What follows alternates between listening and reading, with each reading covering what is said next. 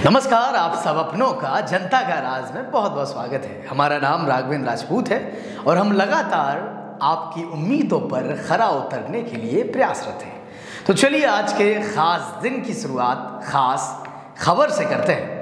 सिख धर्म एक ऐसा धर्म जिसके अनुयायी भूखों का पेट भरकर अपने ईश्वर की पूजा करते हैं। आज इसी सिख धर्म के संस्थापक, पहले गुरु और हम सबके प्यारे गुरु नानक जी की जयंती है। तो चलिए बचपन के पन्ने पलटकर कुछ यादों को ताज़ा करते हैं। बचपन में हम सब ने नानक जी की ये पंक्तियाँ ज़रूर सुनी होंगी।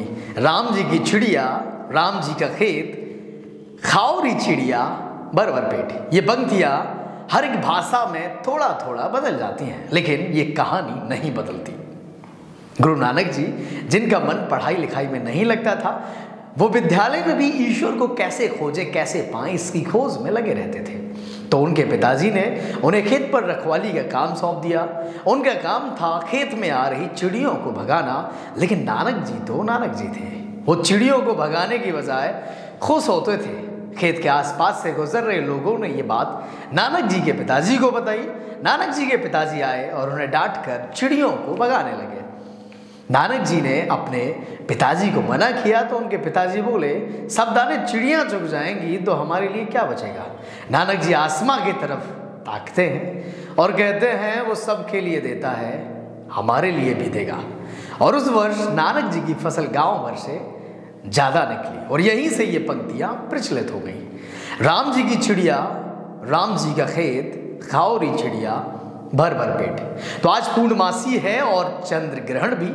आपके ज्ञान पर हमें कोई शक नहीं है, फिर भी इसमें थोड़ी सी और वृद्धि करते हैं। बचपन में आप कुछ चीज़ें और भी सुनते होंगे, जैसे रॉकेट को उंगली दिखाएंगे तो कट जाएगी, जब धरती डोलती है तो शेषनाग सांस ले रहे होते हैं, क्योंकि ये दुनिया उन्हीं के सर पर रखी है। और हमने तो बचपन में यहाँ तक बेवकूफ़ी की है कि नीलकंठ जो एक पक्षी है, उसे जब भी कहीं बैठा या उड़ता पाते थे तो उसे गिनकर चूम लेते थे, क्योंकि हमारे गांव के हम उम्र साथी ये मानते थे कि जो 1000 एक बार नीलकंठ को चूम लेगा उसकी हर एक मनोकामना पूरी हो जाएगी। और ये हमारे बचपन की बात थी।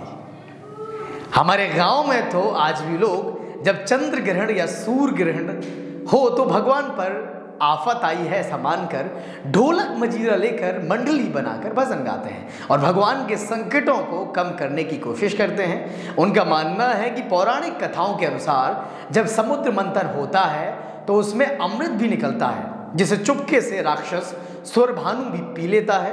राक्षस को अमृत पीते चंद्रमा और सूर्य देख लेते हैं। वो विष्णु जी को बताते हैं और विष्णु जी अपने सुदर्शन चक्र से उस राक्षस का गला काट देते हैं और सिर वाला भाग जो कटता है राक्षस का वो राहु हो जाता है और धड़ वाला केतु। राहु केतु जब सूर्य और चंद्रमा को खदेड़ते हैं तो वो कुछ पलों के लिए छुप जाते हैं। इसी वजह से चंद्र ग्रहण और सूर्य ग्रहण होता है। ये हमारे गांव वालों का मानना है एक पौराणिक कथा के अनुसार। जबकि विज्ञान ये कहता है कि पृथ्वी सूरज के चक्कर लगाती है और चंद्रमा पृथ्वी के, और जब सूरज और चंद्रमा के बीच पृथ्वी आ जाती है तब चंद्र ग्रहण होता है, क्योंकि सूरज का प्रकाश चंद्रमा तक नहीं पहुंचता है।